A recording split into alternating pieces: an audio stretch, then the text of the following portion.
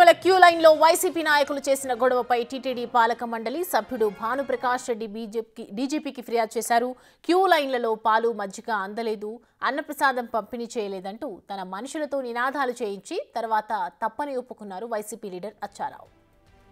గతంలో భూవన కరుణాకర్ రెడ్డి 3 నెలల్లో 100 ఆవులు మరణించాయంటూ దుష్ప్రచారం చేశారని ఆ ఫిర్యాదులో తెలిపారు. తిరుమలలో ముస్లిం నమాజ్ వెనుక కూడా వైసీపీ హస్తముందని, కూటమి ప్రభుత్వం చేస్తున్న మంచిని ఓర్వలేక దుష్ప్రచారం చేస్తున్నారని భానుప్రకాష్ అన్నారు.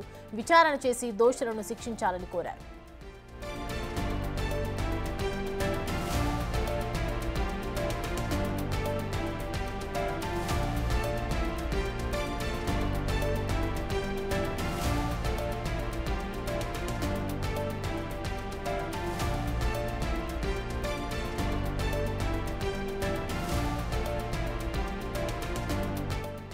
అఖిలాండ కోటి బ్రహ్మాండ నాయకుడు కలియుగ ప్రత్యక్ష దైవం వెంకటేశ్వర స్వామి గోవిందుడితో తిరుమల తిరుపతి దేవస్థానాల ప్రతిష్టతను దిగజార్చే విధంగా వైసీపీ నాయకులు వ్యవహరిస్తున్నారు. ఈ మధ్య గోశాల్లో టీటీడీ ఆధ్వర్యంలో నడుస్తున్నటువంటి గోశాల్లో గోవులు చనిపోతున్నాయని చెప్పి ఒక అసత్య ప్రచారాన్ని తీసుకురావడం జరిగింది. మొన్న నమాజ్ ఒక ముస్లిం వ్యక్తి వస్తే వారిని నమాజ్ చేసుకోమని చెప్పి వారే వీడియో తీసి వారే సోషల్ మీడియాకి లీక్ చేసి కొండ మీద భద్రత లేదని చెప్పి ఒక అసత్య ప్రచారాన్ని భక్తుల్లోకి తీసుకుపోవడం జరిగింది. నిన్న వెంకటేశ్వర స్వామి ఆలయం లోపల క్యూ లైన్ లో పాలు ఇవ్వట్లేదు, సరిగ్గా చూసుకోవట్లేదు భక్తులు అని చెప్పి అక్కడ chairman down down, EO down down అని చెప్పి నినాదాలు చేయడం ఒక రాజకీయ పునరావాస కేంద్రంగా టీటీడీని అడ్డం పెట్టుకుని వైసీపీ నాయకులు వ్యవహరిస్తున్నారు. మొన్న గోశాల నుంచి నిన్న గోవిందుడి వరకు రావడం జరిగింది. ఇలాగే వ్యవహరిస్తే వారికి గట్టిగా మేము బుద్ధి చెప్తాం. ఈరోజు నేను director general of police government of Andhra Pradesh కి ఈ విషయం మీద నేను లెటర్ రాశాను. దీని వెనకాల కుట్ర కోణంలో, ఎందుకంటే ఓటమి చెందిన తర్వాత 2024 ఎన్నికల్లో ఓటమి చెందిన తర్వాత వారికి రాజకీయ నిరుద్యోగులుగా మిలిగిపోయారు వైసీపీ నాయకులు. రాజకీయంగా మమ్మల్ని ఎదుర్కొనే ధైర్యం లేక ఇలా భగవంతుని అడ్డం పెట్టుకుని ఒక సెంటిమెంటల్ ఇష్యూని భక్తుల్లోకి తీసుకుపోయి ఇక్కడ భద్రత లేదు, ప్రభుత్వం సరిగ్గా చూసుకోవట్లేదని చెప్పి ఒక అబద్ధపు ప్రచారం తీసుకుపోతున్నారు. నేను డీజీపీ గారికి లెటర్ రాయడం జరిగింది. దీని వెనకాల వ్యక్తులు ఐడెంటిఫై చేసి వారి మీద క్రిమినల్ చర్యలు తీసుకునే దిశగా ముందుకు వెళ్లాలని చెప్పి నేను డీజీపీ గారిని కోరాను. లెటర్ డీజీ ఇంటెలిజెన్స్ గారికి కూడా వారిద్దరికి నేను ఫార్వర్డ్ చేశాను.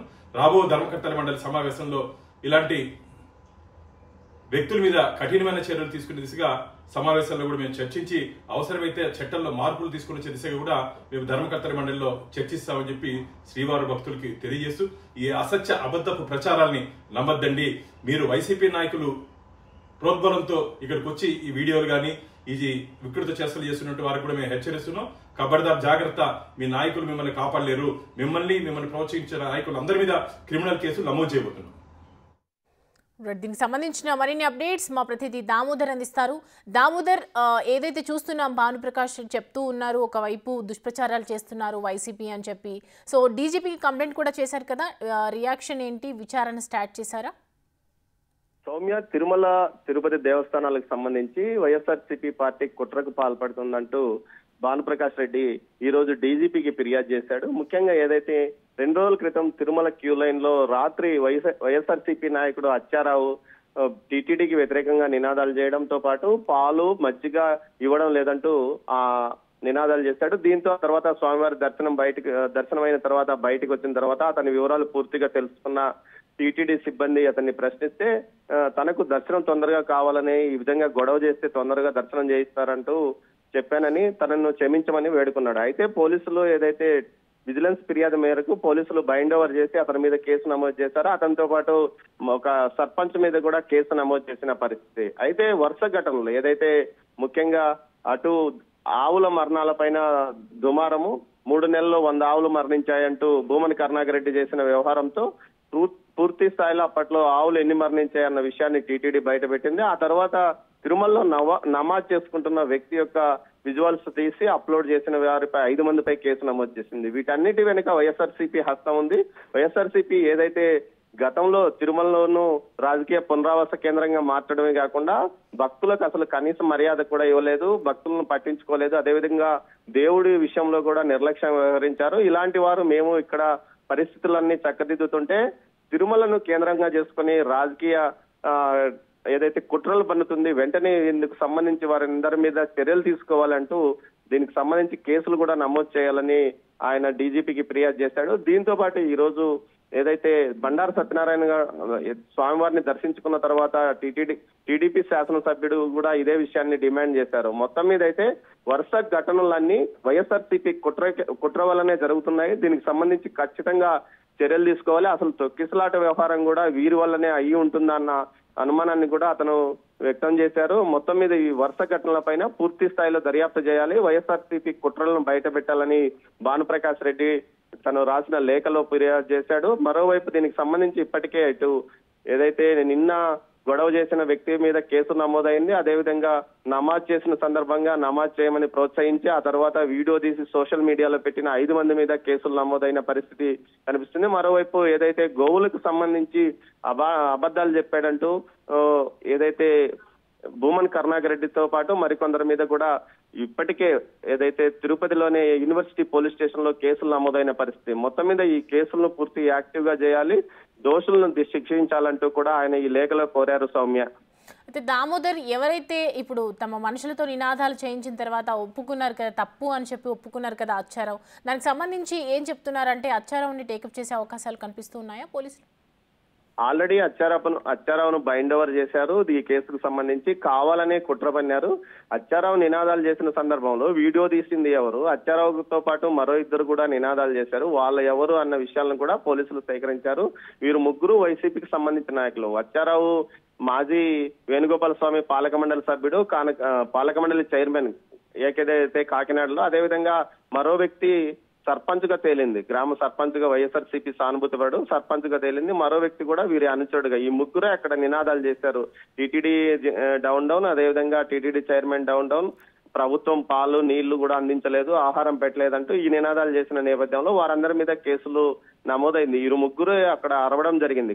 కానీ ప్రతి 100 మీటర్లకు ఒక చోట పాలు నీరు అందించడమే కాకుండా అన్న ప్రసాదాలను కూడా టీటీడీ నిరంతరం 24/7 రీతిలో క్యూ లైన్ లో ఉన్న వారికి అందిస్తుందని అడిషనల్ ఈవో వెంకయ్య చౌదరి తెలిపారు. అతను ఏదైతే తాను 24/7 తనిఖీలు నిర్వహణ చేస్తుంటాను, క్యూ లైన్ లో పర్యవేక్షణ చేస్తుంటాను, తనతో పాటు అధికారులు ఏదైతే షిఫ్ట్ పద్ధతుల్లో ఎప్పటికప్పుడు క్యూ లైన్ లో ఉంటున్నాము, రద్దీ పెరిగిన సమయంలో కావాలని ఈ విధమైన దుష్ప్రచారం చేయడం తగదన్నారు.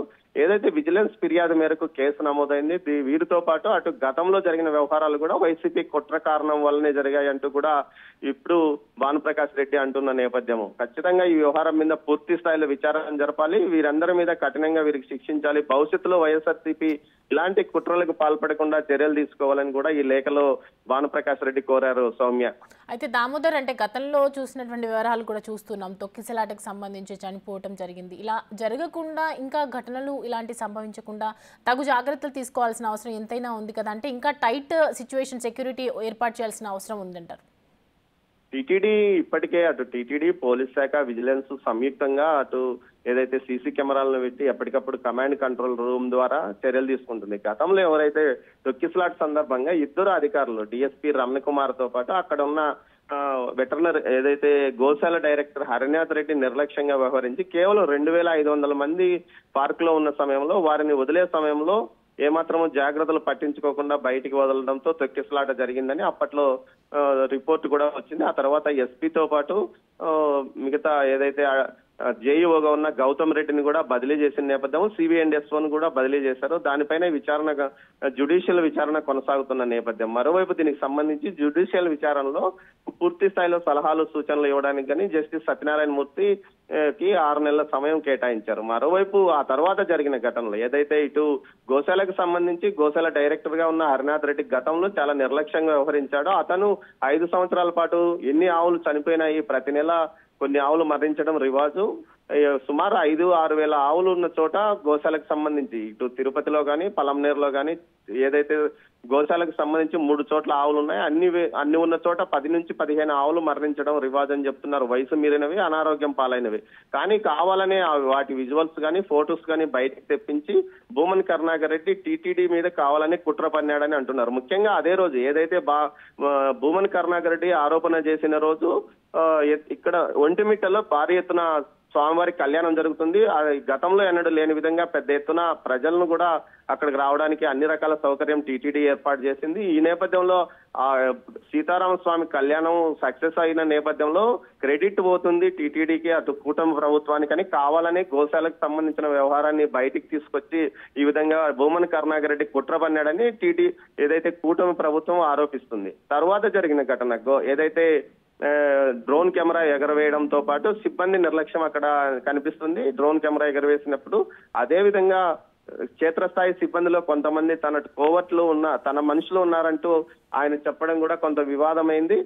ఏదైతే భూమన కరుణాకర్ రెడ్డి తర్వాత నమాజ్ చేయడానికి డ్రైవర్ అక్కడున్న వ్యక్తులను అడిగాడు, తాము ఇక్కడ నమాజ్ చేసుకోవచ్చా అంటే అక్కడున్న వ్యక్తులు చేసుకోమని చెప్పి వారే వీడియో తీసి సోషల్ మీడియాతో పాటు మీడియాకు కూడా పంపించారనేది విజిలెన్స్ అదేవిధంగా పోలీసుల విచారణలో తేలింది. దీనికి ఇది ఖచ్చితంగా కుట్ర కోణానికి సంబంధించిన వ్యవహారమే కాబట్టి దీనిపైన చర్యలు తీసుకోవాలని టీటీడీ పాలక మండలి డిమాండ్ చేస్తుంది. దీంతో పాటు తాజాగా నిన్న జరిగింది ఏదైతే అచ్చారావు అనే వ్యక్తి వైఎస్ఆర్సీపీలో యాక్టివ్ పర్సన్, అదేవిధంగా మాజీ ఆలయ పాలక మండలి చైర్మన్, ఎక్కడ కాకినాడలో శ్రీ వేణుగోపాల స్వామి ఆలయానికి సంబంధించి పాలక మండలి చైర్మన్, ఆ వ్యక్తి ఈ విధంగా వ్యవహరించడం కూడా కావాలని వీరంతా కుట్ర పన్నుతున్నారు.